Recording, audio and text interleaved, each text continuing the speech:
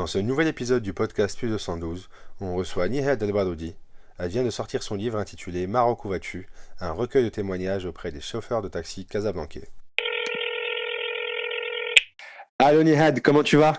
Alors Othman, ça va et toi? Ouais, très bien, très bien. Donc tu viens de sortir ton livre intitulé Maroc où vas-tu. On va en parler plus en détail dans le podcast. Déjà, je dois te dire que personnellement, je trouve ton livre très intéressant.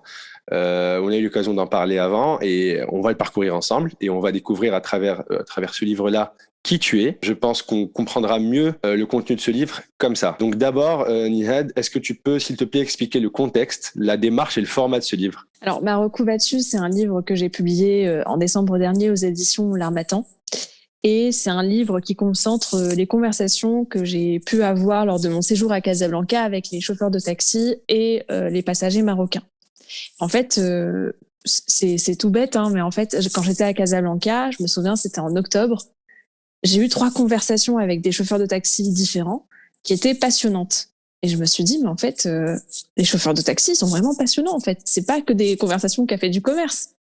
Et en fait, donc j'en ai discuté avec des amis. Je leur ai dit, oh, franchement, je suis en train là, j'ai acheté un carnet. Je suis en train de griffonner les conversations que j'ai eues. Elles sont passionnantes et tout. Je pense que quand je vais rentrer en France, je vais en faire un livre. Et ils m'ont dit, bon, bah, Nia, t'es pas la première à l'avoir fait. Il y a un Égyptien qui a déjà fait ça. Donc là, j'avoue, j'étais un peu blasée. Je me suis dit, bon, bah, l'Égyptien l'a fait. C'est bon, tu le fais pas. Mais mine de rien, j'ai continué à griffonner donc mes petites conversations. Et en fait, quand je suis arrivée en France, j'ai repris ce carnet. Donc j'ai relu toutes les conversations.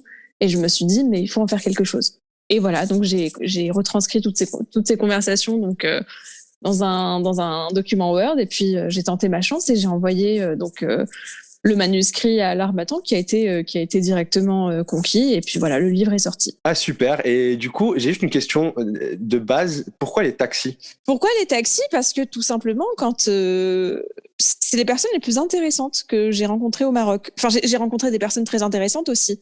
Mais en tout cas, en termes de profession, en fait, c'est surtout que je ne m'attendais pas à ce qu'il soit aussi pertinent et parfois même aussi lucide sur la société marocaine. Et justement, vu que leur vision était inattendue, je me suis dit que voilà, il fallait interroger le taxi sur la société marocaine. Et puis, sincèrement, je pense que c'est surtout... le chauffeur de taxi est vraiment la personne qui rencontre le plus de monde au Maroc et qui rencontre en fait une certaine diversité. Donc, bien sûr, quand il travaille, quand il commence sa journée, il peut très bien emmener avec lui un boucher, comme il peut emmener un prof, comme il a donc une clientèle qui est extrêmement diversifiée. Et il se nourrit de toute cette richesse aussi. Donc voilà, leur avis est encore plus pertinent. À la lecture du livre, on comprend que tu as pris beaucoup de taxis. Qu'est-ce que tu as compris ou appris d'ailleurs sur les moyens de transport au Maroc, dans le sens où tu vivais en France avant, donc tu passes du métro, tram, TGV à taxi rouge, blanc, train des années 50, comme tu dis. Qu'est-ce que tu as appris sur les moyens de transport? Qu'est-ce que tu as vu d'autre en fait? En fait, bon, le Maroc, je connaissais un petit peu. Hein. Enfin, je connaissais pas Casa, mais je connais très bien la région Est dont sont originaires mes parents. En fait, je savais que le taxi était le seul moyen de locomotion accessible en tout cas. Après, je pense que accessible n'est même pas le terme adéquat. Hein. Mais ce que je veux dire par là, c'est que le bus, et c'est ce que je dis hein, dans le livre à un moment, les bus cabossés, je parle pas de CTM, hein, je parle vraiment des Medinabus. Ouais. En fait, automatiquement, on se dit, on va pas y aller. Ça a l'air d'être la jungle à l'intérieur, les portes sont ouvertes, il y a énormément de monde à l'intérieur. Pour autant, j'ai pris une fois le bus. Hein. Je tiens à le signaler, j'ai pris quand même une fois le bus. Et puis voilà, ça a été la fois de trop en fait. Je me suis dit, mais ok, sociologiquement, c'est génial, mais voilà. Franchement, il y a beaucoup plus de confort dans un taxi que dans un bus. Et vraiment, en fait, ce qui est scandaleux, c'est de se dire, bah là, si je retourne à Casa, j'imagine qu'il y a toujours les Medinabus cabossés, surpeuplés, enfin...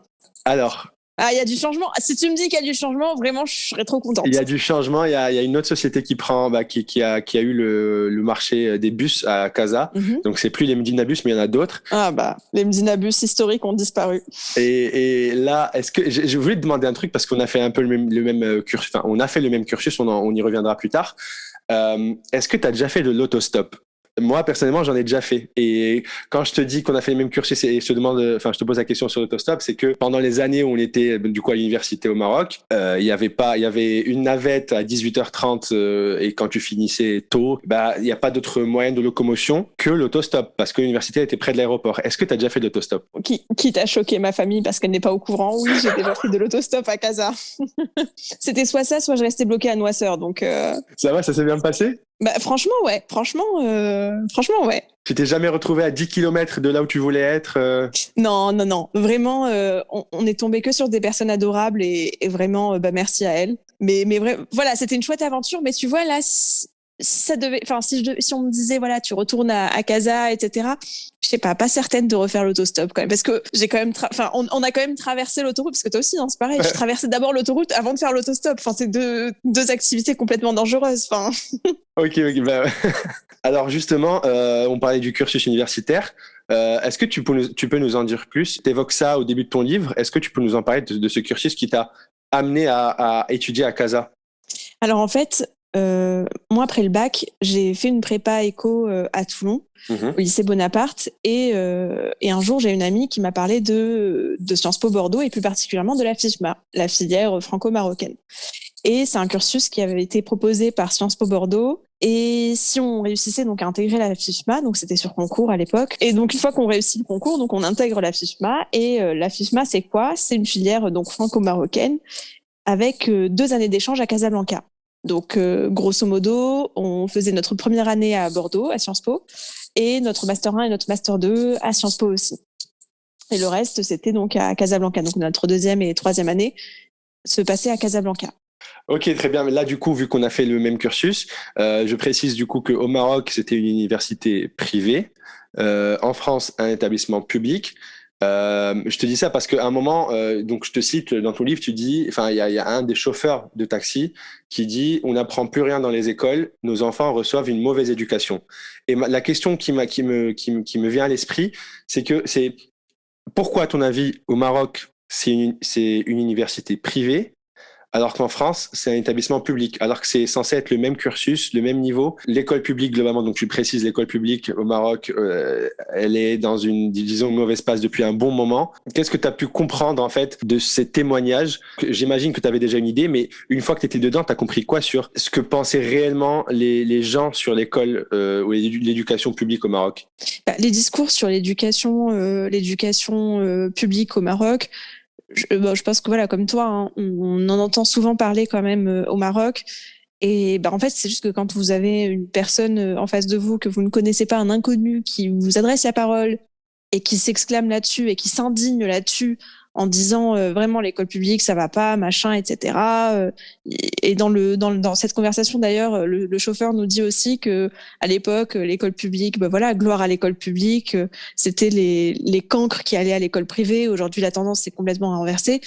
Quand c'est un inconnu qui s'indigne comme ça alors que vous ne le connaissiez pas il y a 3 minutes, hein, et directement il s'indigne comme ça, vous vous dites mais enfin. Il y a un truc. C'est encore plus réel que ce qu'on imaginait. Donc on comprend que en fait, t'es né en France, que t'as fait tes études en France. Par chance, il y a eu ce cursus binational. Donc toi, en fait, tu le dis au début de ton livre. Donc tes parents sont arrivés en France à un moment. D'ailleurs, tu leur as dédié ce livre.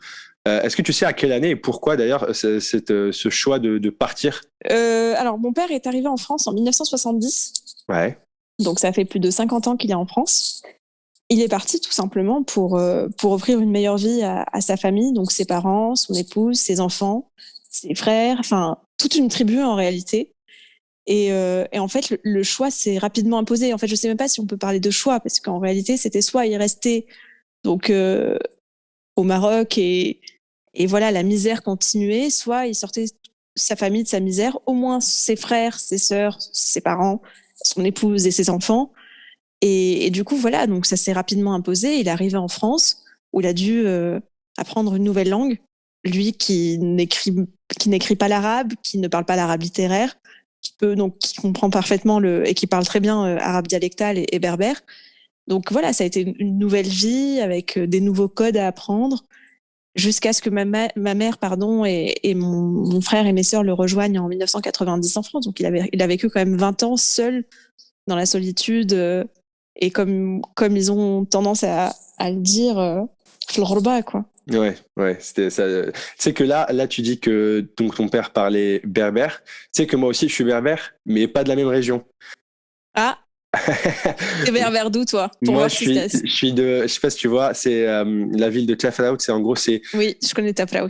au sud d'Agadir. Ouais, Et en gros, c'est dans l'anti-Atlas. Et voilà. Donc, quand j'ai vu ton livre et que tu dis que tes parents te parlent berbère et que toi aussi, peut-être, je sais pas, si tu as des notions où tu parles berbère, ça m'a fait rire parce que, en fait, les berbères, c'est drôle parce que personne n'en parle beaucoup, mais dès que quelqu'un en parle, tu te retrouves, en fait, tu te rends compte que les berbères, en fait, sont, enfin, partout, ils sont beaucoup plus présents qu'on le pense, en fait. bien sûr. Et du coup, personnellement, donc, j'ai appris le berbère avec ma grand-mère parce qu'elle ne parle que berbère, l'arabe avec mes parents, le français à l'école. Et toi, du coup, comment tu jonglais, en fait, entre ces langues-là, entre ces trois langues? Alors, moi, à la maison, on parlait surtout... Enfin, ma mère... En fait, ce que je te disais tout à l'heure, mon père ne parlait pas très bien français, ma mère encore moins. Et au lieu de m'apprendre un français aouij, comme il disait, ils ont préféré me parler en arabe directement. Ma mère surtout en berbère. C'était surtout ma mère qui me parlait en berbère. Mon père un peu moins, mais ma mère, c'était hyper important. Il fallait transmettre toute cette richesse, parce que mine de rien, c'est une richesse hein, d'apprendre une langue. Donc je comprends parfaitement le berbère, je le parle un petit peu, et pas aussi bien que mes parents, ce qui est sûr et certain. Et puis le français, le français, je le parlais avec mon frère, mes sœurs à la maison et à l'école.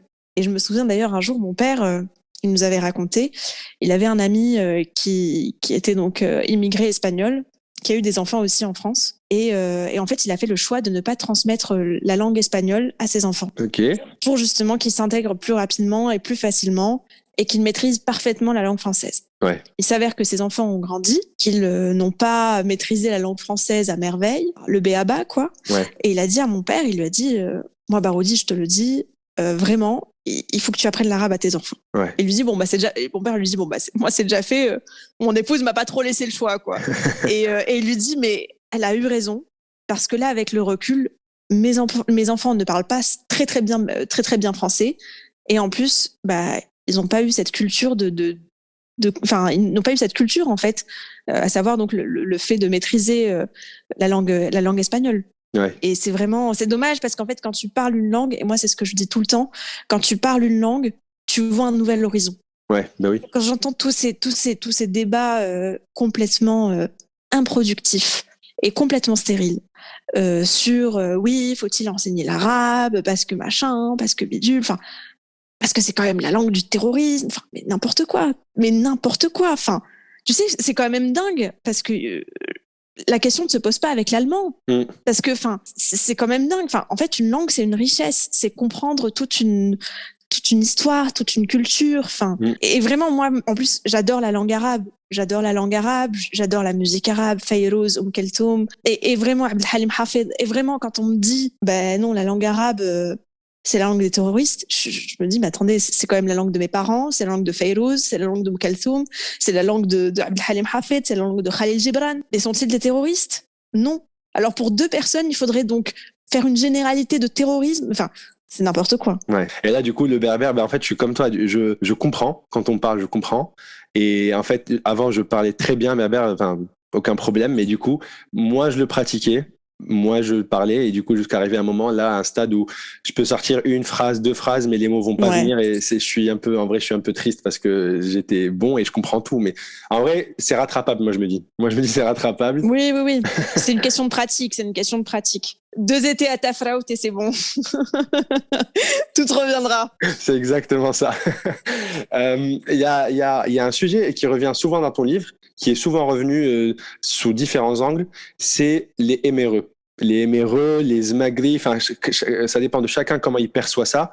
Il y a même un des chauffeurs de taxi, donc je le cite, qui dit les éméreux, ils m'énervent, mais bon, c'est grâce à eux que la famille survit et que le pays tient. Est-ce que tu penses vraiment que cette relation est limitée à une relation vraiment pécuniaire, vraiment que d'argent, ou il y a autre chose, enfin, est-ce que la relation est beaucoup plus profonde que ça? Je pense que l'aspect pécunier est très important à prendre en compte. Ouais.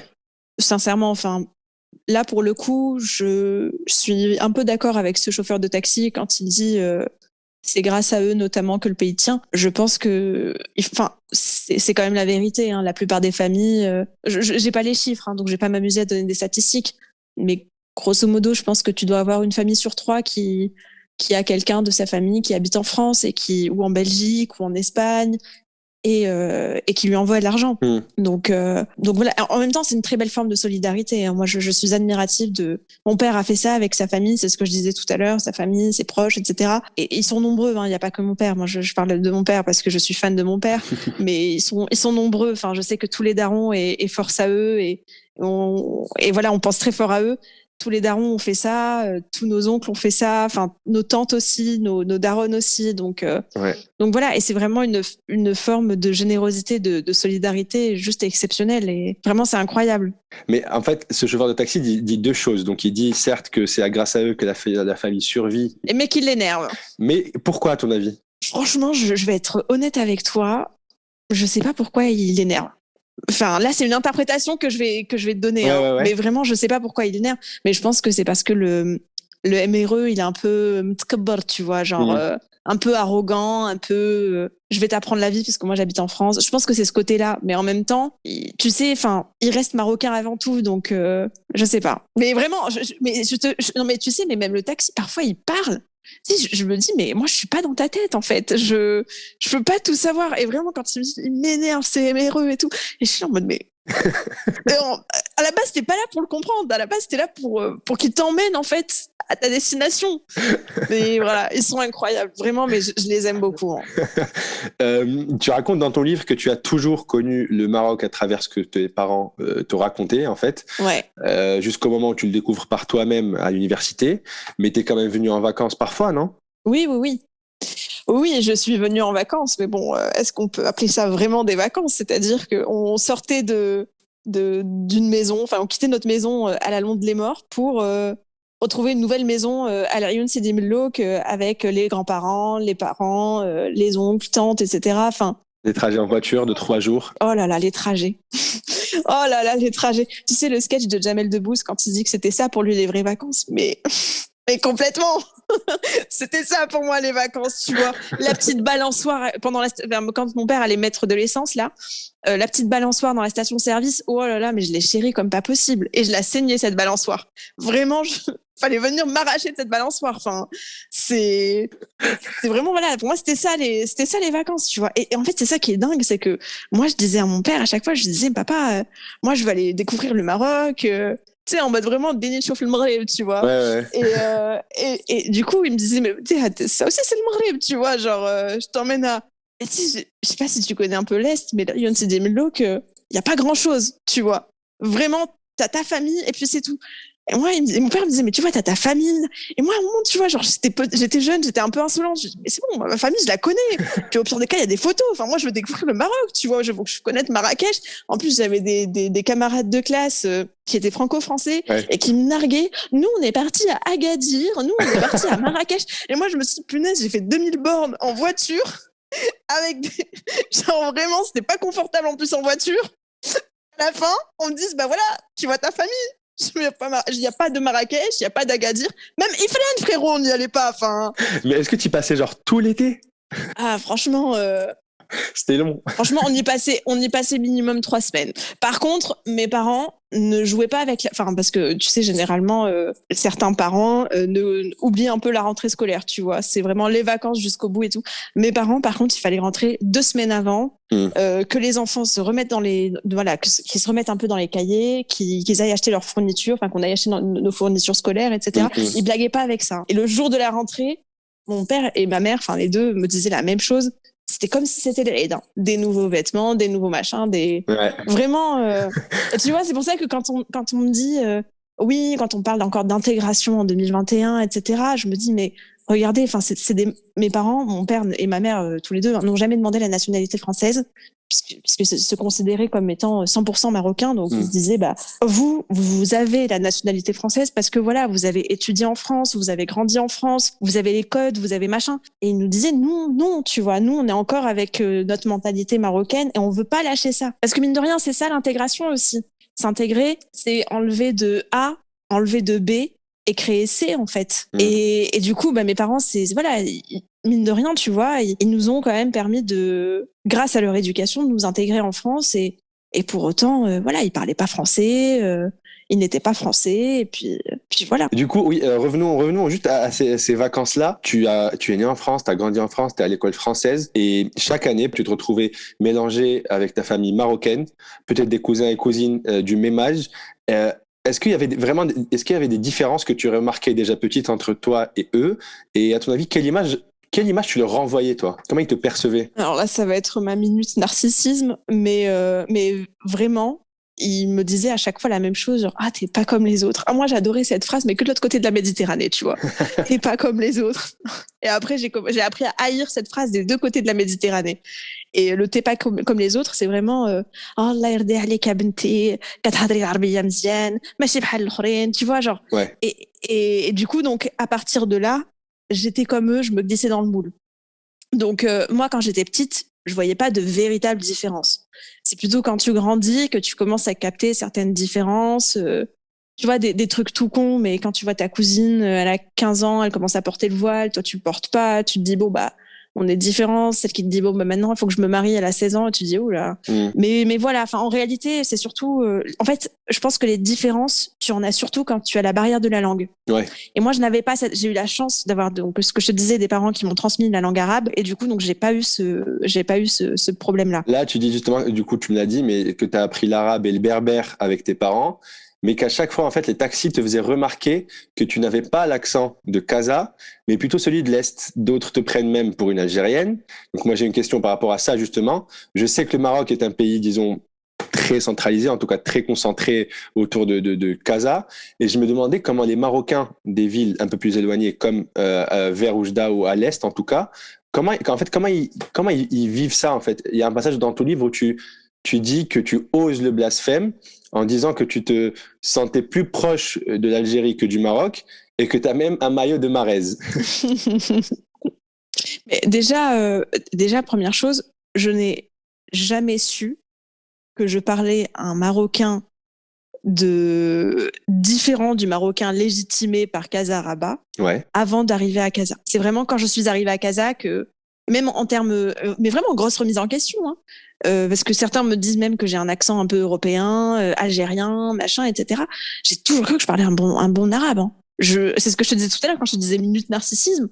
Moi, depuis toute petite, à chaque fois que j'allais avec mon père au marché, partout au Maroc, à chaque fois, je disais, oh, tabarakallah, tu sais, genre, qad seoult mazir, tu vois, genre, que ce soit en berbère, en arabe et tout, genre, j'ai toujours cru que j'étais parfaite, tu vois. Et j'arrive à Casa et ils me disent quoi? Tu parles mal arabe? Mais vraiment, mais ça a été une grosse remise en question, une grosse baffe et tout. Après, toujours est-il, les Marocains de l'Est, et c'est ça qui est incroyable. Parce que moi, quand je dis, je commence à vanter l'Algérie, etc., ça, c'est un énorme blasphème encore plus à l'Est. Hein. Ouais. Parce que, mine de rien, ils sont très, très fiers d'être marocains.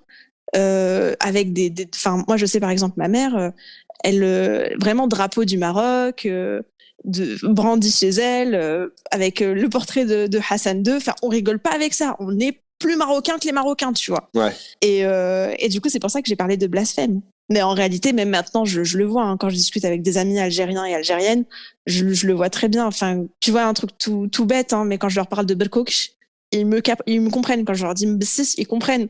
Quand je dis ça à des gens de Casa Rabat, ils sont là, attends, mais qu'est-ce que tu parles encore, tu vois? D'ailleurs, comment tu dis, tu vois ce que c'est Chebakia? Chebakia, ouais. Bah, tu vois, nous, on dit Labia. Voilà, j'ai appris ça il y a 2 ans. Dans la deuxième partie de ton livre, tu retranscris certaines conversations que tu as eues avec les passagers. Et à un moment, vous parlez de la Ligue arabe avec le chauffeur du taxi. Et un des passagers, du coup, n'était pas d'accord avec cette appellation parce qu'il disait que ça n'inclut pas les Berbères, les Amazirs. Et en vrai, je voulais t'en parler parce que j'ai l'impression qu'on n'a pas vraiment pleinement conscience que l'amazir est une langue, une culture avec une histoire au Maroc. C'est une langue officielle au Maroc. Le français n'est pas une langue officielle. L'amazir en est une. Bien sûr. Et j'ai l'impression qu'au Maroc, on n'en est pas vraiment conscient. T'en penses quoi, toi? Bah, en fait, je sais pas si on n'en est pas vraiment conscient quand même, parce que je pense que il y a 10 ans, on aurait pu dire qu'on n'était pas vraiment conscient. Là, je trouve que depuis 10 ans, il y a eu énormément de progrès par rapport à la reconnaissance de la langue amazigh, de la culture amazigh.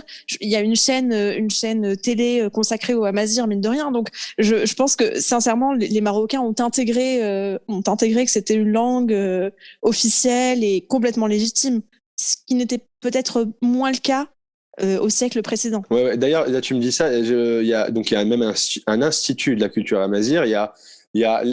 Sur l'autoroute, là, je sais pas si tu as déjà vu l'autoroute, il y a les panneaux maintenant. Oui, qui sont écrits en amazigh aussi, ouais. En fait, c'est vrai qu'on en a de plus en plus conscience. Mais attends, juste pause, parce que ce truc des panneaux, d'ailleurs, c'est très bien que tu m'en parles, parce que je me suis toujours dit, tu vois, je vois mes parents, par exemple, qui parlaient très bien le berbère, etc., et ils ne savent pas lire le berbère, tu vois. Bah, en vrai, c'est que déjà, donc c'est un dialecte à la base, hein, donc dialecte, donc pas écrit. Ouais, c'est une langue orale, hein, à la base. Hein. C'est une langue orale. Après, la retranscription, enfin, de là à mettre un alphabet et tout, il y a l'institut du coup dont je te parle, l'institut de la culture amazigh, j'ai oublié le nom, qui se charge de ça, mais il me semble que il y a des divergences concernant donc l'alphabet en fait amazigh.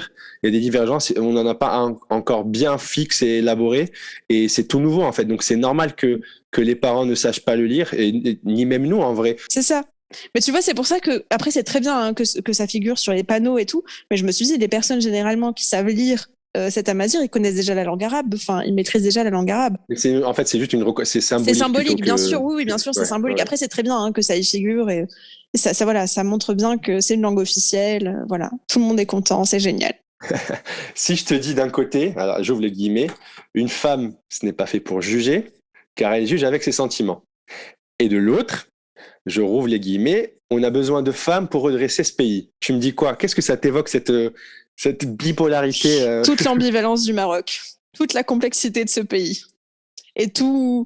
Mais en fait, voilà, enfin, je suis quand même très contente d'avoir eu la chance de tomber sur 2 chauffeurs de taxi qui m'ont parlé des femmes. Mm-hmm. Et surtout, j'étais surtout contente de monter dans un taxi plutôt que dans l'autre aussi. Celui qui là, on a besoin de femmes pour redresser ce pays et pas que des smaglés. J'ai adoré ce taxi. Vraiment, je l'ai adoré. Ah, voilà. Après, celui qui me dit une femme n'est pas fait pour juger, ça, c'était une autre histoire. En plus, je crois même que c'était pendant le Ramadan que. Et voilà, enfin, c'est toute la complexité du Maroc et des mentalités encore très patriarcales. Donc, et bon, j'espère que le temps réussira à transformer tout ça. Je reste optimiste quand même. Il y a un sujet qui revient aussi très souvent dans ton livre, et c'est aussi parce que tu as entendu beaucoup de chauffeurs ou de passagers en parler, c'est la santé. Ah ouais.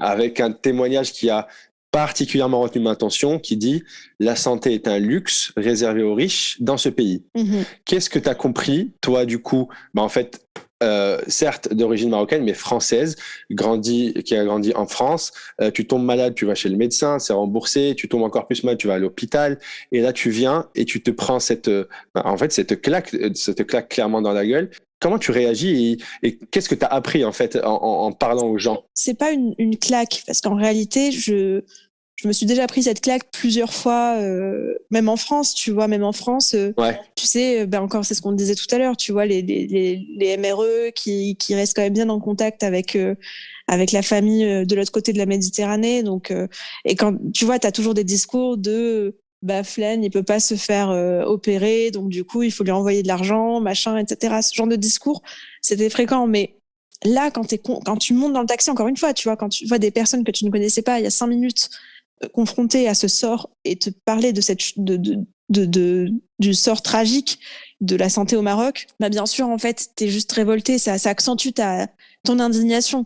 Mais je parlerai pas de claque parce que la claque, tu te l'es déjà prise avant, en fait. Mais de la vivre en vrai, en fait, je te dis, Mais de la vivre, par contre, voilà, de la vivre en vrai, de passer devant les hôpitaux, etc.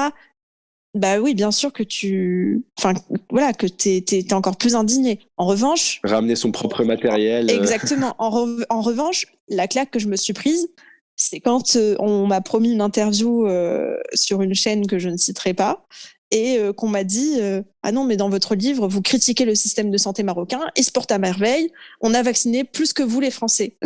Alors là, vraiment, ça a été une grosse claque. Alors, cette rhétorique, je ne m'y attendais absolument pas. Et c'est quoi? C'est on ferme les yeux, on se ment à nous-mêmes, on dit la vérité. C'est quoi ton sentiment? Je pense que voilà, je pense qu'on peut mieux fermer les yeux quand on a la possibilité de se faire soigner. Donc quand on est riche, grosso modo. Ouais. Donc là, tu as la possibilité de fermer les yeux. Après, quand tu fais partie de la classe populaire marocaine, t'as pas les moyens de te soigner. Il y a du chemin. Il y a du chemin, oui. Effectivement, il y a du chemin. Mais restons optimistes. Hein. Vraiment, moi, je reste quand même optimiste. Espérons. J'ai une question. Qu'est-ce que la Djelaboum? Ah, on adore la Djelaboum. Hein. Est-ce que tu peux expliquer, s'il te plaît, ce que c'est? La Djelaboum, c'est une invention d'expats français à Casablanca. C'est une amie, en fait, qui était journaliste qui m'a raconté ça. Et j'étais, mais j'étais outrée quand elle m'a dit ça.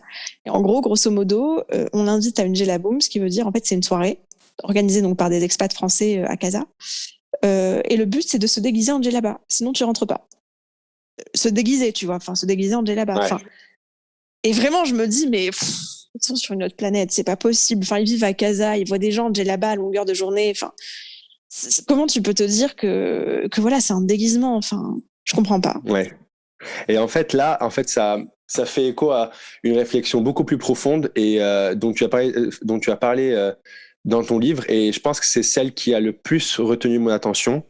C'est quand tu parles de la différence de perception de l'immigré versus l'expatrié. Ouais. Est-ce que tu peux expliquer, s'il te plaît? Je le dis dans mon livre, en fait, à un moment, et c'est ce que tu dis, hein, j'oppose expat et immigré. Mes parents ont été immigrés, par exemple. Et en fait, on a l'impression que à travers la notion d'expatrié, c'est l'expatrié qui va apporter son aide, son soutien. C'est une chance pour le pays d'accueil, donc le Maroc. En revanche, pour l'immigré, c'est une chance pour le pays d'origine, donc le Maroc, mais c'est pas une chance pour le pays d'accueil, la France. Et du coup, en fait, c'est vraiment, c'est une question de sémantique, hein, mais à travers la notion donc d'immigré, on a l'impression quand même que la personne, elle va essayer de se sortir de la misère, etc. C'est pour elle. Alors que l'expat, il va faire du bien, il va apporter son savoir-faire au Maroc, il va pouvoir faire bénéficier tout le monde de ce savoir. Enfin, incroyable, tu vois. Et du coup, on est beaucoup plus indulgent envers l'expat. Parce que l'expat, on va pas lui parler d'intégration. L'immigré, on va lui parler d'intégration matin, midi et soir. Hein. Et même à la fin, quand il sera intégré, on lui dira non. En fait, oh, mais tu t'es intégré? Oh, mais nous, on voulait que tu t'assimiles, en fait. Ouais, je vois. Alors, en vrai, je te le dis, c'est une réflexion qui m'a grave fait réfléchir. Et je me suis dit, mais en fait, la question qui revient souvent, d'où ça vient? Pourquoi cette différence de perception? Là, c'est un constat qu'on fait, mais d'où ça vient, à ton avis?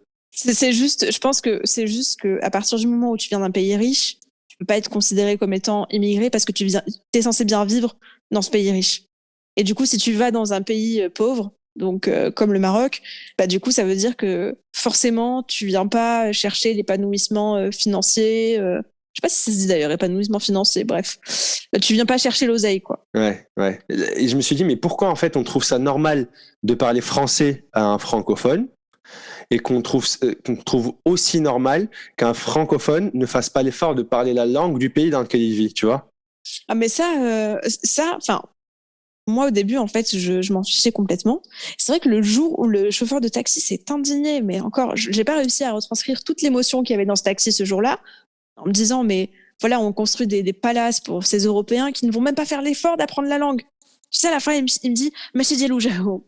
Ouais. Ça, c'est un truc que j'ai pas pu traduire en français. Hein. J'ai donné une traduction, mais vraiment, je sais qu'elle est imparfaite parce que tu peux pas donner une traduction parfaite de Merci Diallo Jao parce que derrière, ça fait vraiment genre, tant pis pour eux, tu vois. Moi, je la comprends plutôt, c'est pas à leur hauteur, non? Oui, si, c'est ça. Moi, je crois que c'est comme ça que la traduction que j'ai donnée à l'éditeur, ça devait être un truc comme ça, tu vois. Ouais. Dans toutes les conversations, tous les témoignages que tu recueilles auprès des chauffeurs de taxi et des passagers, il y a un truc qui ressort, c'est vraiment l'idéalisation de l'ailleurs. Ouais. Vraiment, et avec une population, disons, écœurée, et du coup, tellement écœurée qu'ils ne voient pas toutes les belles choses qu'offre le Maroc. Ouais. Tu dis dans le livre que parfois, tu te retrouvais à dire, et il y a des pauvres aussi en France, les gars. Mon père, ça fait du coup 50 ans qu'il est en France, et les gens l'appellent Ali ou Mohamed, mais c'est pas son prénom. Ouais. C'est drôle, c'est incroyable cette situation-là. Ouais, complètement. Mais tu sais, pour eux, c'est pas un problème. Genre, Malish, appelle-moi même Omar si tu veux.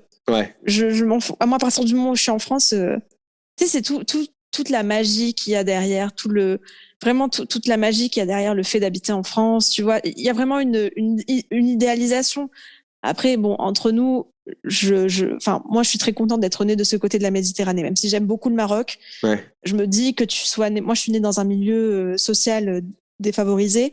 Je me dis vraiment, il vaut mieux naître ici que de l'autre côté, tu vois. Mais mine de rien, il y a quand même il y a une mine d'or. Il faut juste, il faut juste que ça se développe et vraiment, c'est un pays qui a un avenir.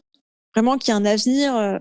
Voilà, il faut juste assurer et vouloir ce développement. On a tendance, tu l'expliques très bien dans le livre et du coup ça retranscrit ce que j'avais en tête mais que j'arrivais pas en fait à formuler, c'est que on a tendance à mettre les Maghrébins et les Français d'origine maghrébine, on a tendance à les mettre ensemble alors que c'est ensemble dans le même dans le même paquet, et c'est une erreur parce que en vrai moi-même une fois arrivé en France je me suis retrouvé confronté disons à des clichés ou à des références sur les fils d'immigrés en France et je comprenais rien, je comprenais pas les blagues, je comprenais pas ce qu'on me disait, je me disais mais d'où ça vient, pourquoi il me dit ça, et c'est avec le temps que j'ai compris qu'en fait mes interlocuteurs français faisaient cette confusion entre le maghrébin et le français d'origine maghrébine. Est-ce que tu peux nous parler de ce Oulad Fransa en fait, qui sont-ils?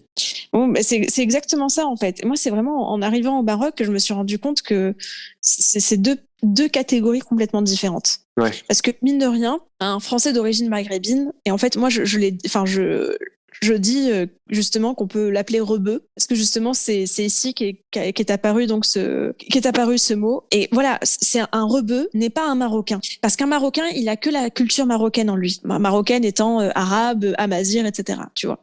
Un garçon qui par exemple, ou une nana qui est née en France et qui est d'origine marocaine, elle va avoir les deux cultures en elle, deux cultures, deux mentalités différentes. Ouais. À partir du moment où tu as ces deux cultures qui se sont épousées, tu ne peux plus prétendre à être une Marocaine à part entière. Et ce qui est dingue, c'est que même moi, quand j'étais au Maroc et que je leur disais que j'étais marocaine, au fond de moi, il y avait une petite voix qui me disait « T'es aussi française, tu vois. T'es pas complètement marocaine. » Et en fait, justement, c'est Oulad Fransa dont tu parles. Tu dis que en fait, des deux côtés de la Méditerranée, Ils sont détestés. c'est ça, il y a une perception qu'ils subissent qui est pas bonne en fait. Ouled Fransa, bon là, pour le coup, c'est un Ouled Fransa particulier. Ouais. C'est le banlieusard qui est donc par exemple franco-marocain, qui est issu d'un milieu social défavorisé et qui exprime cette misère sociale à travers la violence, et qui sera bien sûr filmé par les médias. Et on le voit brûler des voitures, etc., etc. Je n'excuse pas ce qu'il fait, hein. C'est pas là n'est pas mon propos. Et en fait, dans cette conversation, un passager, Abdelouaheb, pardon, m'interpelle et me dit voilà, ça, c'est Ouled Fransa là, nous on n'en veut pas, tu vois. Et donc du coup, je me dis mais comment ça Ouled Fransa, enfin c'est aussi un Marocain, tu vois. Ça peut aussi être un Marocain. Et en fait non, enfin pour eux non, tu vois. Ouais, et du coup tu te retrouves en fait ils se retrouvent du coup chez eux, ni en France ni au Maroc. Exactement. Et tu sais, et en plus le pire dans tout ça, c'est que ces Ouled Fransa sont extrêmement fiers du pays de leurs parents. Mais extrêmement fiers. Moi, je me souviens au lycée, par exemple, moi, je revendiquais pas de ouf le Maroc, tu vois. J'allais pas porter un maillot marocain. J'ai honte de le dire, mais pour l'instant, je n'ai toujours pas de maillot marocain, tu vois. Je n'ai pas de maillot de l'équipe de France, je n'ai que le maillot de Mahrez pour l'instant. Et le maillot de James Rodriguez du Real, à l'époque où il était au Real. Mais c'est tout. Quand j'étais au lycée, ils étaient vraiment tous en train de revendiquer le pays de leurs parents. Et donc, ils ont même, voilà, ils étaient là en mode Maghreb United, Algérie en force, Maroc en force, Tunisie en force. Et tu vois, et moi j'étais choquée par ça. Parce que c'est pas, j'avais jamais vu ça avant. Chez moi, il y avait pas de Maghreb United, Maroc en force, tu vois. On parlait du Maroc, on savait qu'on était marocain, mais on n'éprouvait pas le besoin de le crier sur tous les toits. Ouais. Peut-être parce qu'on le savait déjà qu'on était marocain, on était en paix avec cette identité-là. Et en fait, Ouled Fransa, il le revendique sans cesse, tu vois. Il le revendique, il le montre, etc. Et mine de rien, bah là, ça dérange en France. Mais tu vois, enfin, comme tous ceux qui sortent le drapeau de l'Algérie dès que l'Algérie marque, ou quand l'Algérie ne marque pas, juste pour le sortir, tu vois, eh ben, ces gens-là vont être pointés du doigt ici en France. Et de l'autre côté de la Méditerranée, on va trouver qu'ils en font trop. Ouais. Donc ils n'ont pas leur. Enfin, c'est terrible en fait pour eux. Vraiment, Ouled Fransa, c'est terrible de se retrouver dans cette situation où tu n'as accepté ni par l'un ni par l'autre. Ouais, je vois. Et je sais pas si tu as déjà regardé le film Beurre Blanc Rouge. Non, si. En fait, je pense que oui. Tu peux m'en parler. Je crois que oui, en fait. En fait, c'est le film qui retrace l'histoire du match France-Algérie Oui, j'ai vu. à travers l'histoire de Brahim. Voilà. Bah, tu vois, Brahim, typiquement, c'est un Ould França. Bon, Ould França et Algérie, mais c'est vraiment Ould França, tu vois, qui parle pas un mot d'arabe, mais qui vraiment, one, two, three, viva l'Algérie, tu vois, au moindre truc. Quand il y a la France et l'Algérie, il va soutenir l'Algérie. Ouais. Et tu vois, et pourtant, l'Algérie ne veut pas de lui. Bah, c'est exactement la même chose que tu peux avoir ici au Maroc avec des franco-marocains, enfin des Ouled França, quoi. Ouais, mais on l'a vu, d'ailleurs, là tu me parles de foot, il y a eu un Maroc-France au Stade de France en 2008, si j'ai pas de bêtises. Donc le Stade de France était à 75% marocain, jusqu'à carrément au moment de l'hymne national, bah, l'hymne national français, bah, il se fait siffler, c'est sifflé à domicile. Et c'est là où tu vois enfin, moi, je trouve ça triste, en vrai, que c'est drôle de voir, en fait, au Stade de France rempli plus de Marocains que de Français, mais de là arriver à ne pas savoir composer avec les deux, en fait, les deux cultures, tu vois. Ouais. Puis c'est pas sportif comme comportement. C'est vraiment pas sportif qu'on passe. C'est pas sportif et puis c'est vraiment l'arme des faibles que de siffler l'hymne national pendant un match. Ouais, c'est ça. C'est pas dans le respect, en fait. Parce que je pense que tu veux exprimer quelque chose, mais c'est pas fait dans le respect. Et puis même, enfin, moi, vraiment, j'accorde énormément d'importance au sport. J'adore le foot. Je ne suis pas footballeuse ni quoi que ce soit. Hein, j'adore le foot. Et vraiment, c'est sacré, tu vois. Enfin, c'est sacré. Chaque moment est sacré. Ouais. Quand t'as l'hymne qui commence, en fait, t'as pas à siffler ou huer ou quoi que ce soit. C'est juste une question de respect. Même pour les joueurs, tu vois, même pour les joueurs. Enfin, tu te mets à la place des Marocains, les joueurs marocains, ils voient ça, ils vont culpabiliser. Mais t'as honte, en fait. Oh punaise, encore. T'as honte. Ouais. Tu dis non, en fait, c'est pas, je pense pas la même chose, c'est pas vrai, c'est pas moi qui siffle. Sauf que t'es footballeur, t'es pas censé te justifier, t'es censé marquer des buts. Ouais, c'est ça, c'est ça. Ouais, oui, je vois très bien. Tu termines ton livre par une jolie conclusion, comme un mot de la fin. Tu parles de solidarité et de liens sociaux, en fait, qui sont forts au Maroc, que ce soit entre la famille ou dans le milieu associatif, par exemple. Donc en fait, il y a pas que des zones d'ombre finalement, c'est ça? Oui. Et pour moi, c'est le plus grand espoir du Maroc. Cette solidarité, ces associations, cette générosité. C'est vraiment l'espoir du Maroc. Et le problème, c'est que j'ai peur que les pouvoirs publics se reposent énormément sur ces associations. C'est ça. Et le problème, c'est que quand tu vois que les associations émergent, c'est très bien parce que tu te dis waouh, la solidarité est là. Mais après, tu vois que tout de suite après, il y a un désengagement de l'État.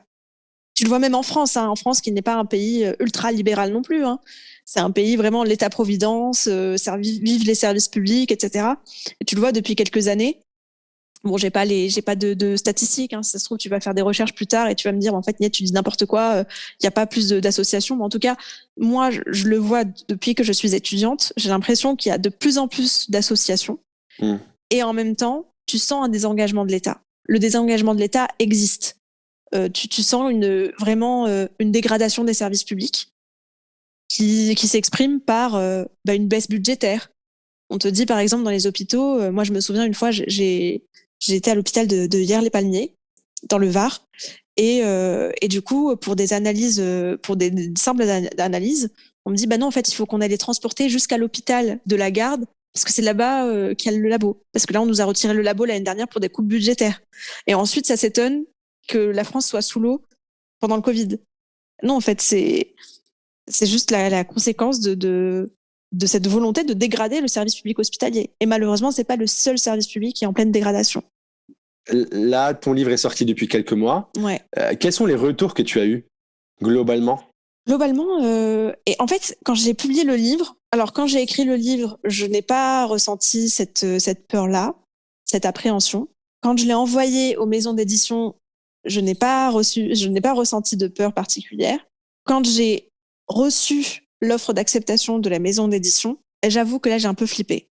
J'ai un peu flippé parce que je me suis dit, oula, et s'il ne plaît pas aux gens, aux Marocains? Si les Marocains trouvent que voilà, ils reflètent pas suffisamment le Maroc, que c'est n'importe quoi, que c'est machin, etc. Et puis après, je me suis dit, tout ça, c'est la force des paroles des taxis.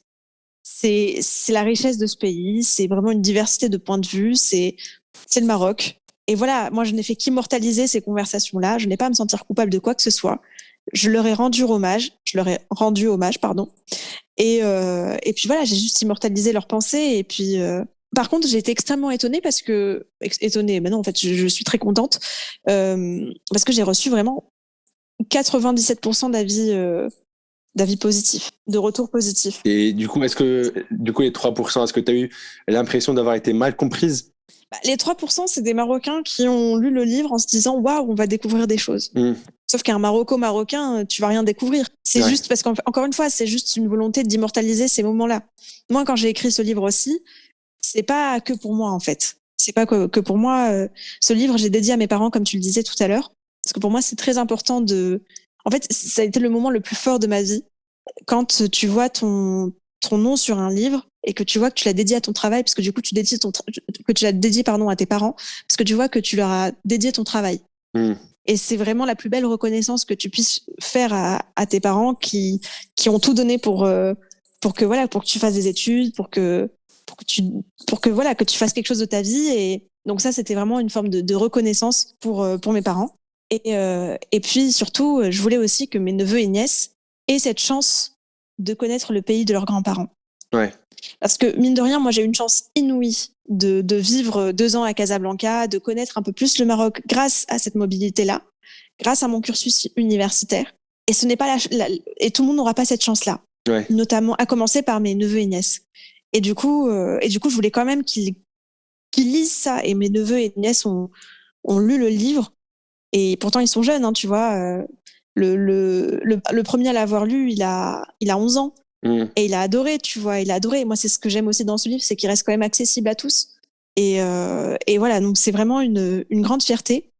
Je rappelle du coup que ton livre est disponible. Donc, c'est Maroc, où vas-tu? Et aux éditions de l'Harmattan. Nihad, merci beaucoup. C'était très cool. Merci à toi. Et à bientôt peut-être. À bientôt, Othman. Merci d'avoir écouté cet épisode du podcast Plus 212. Abonnez-vous et n'oubliez pas de nous suivre sur les réseaux. À bientôt.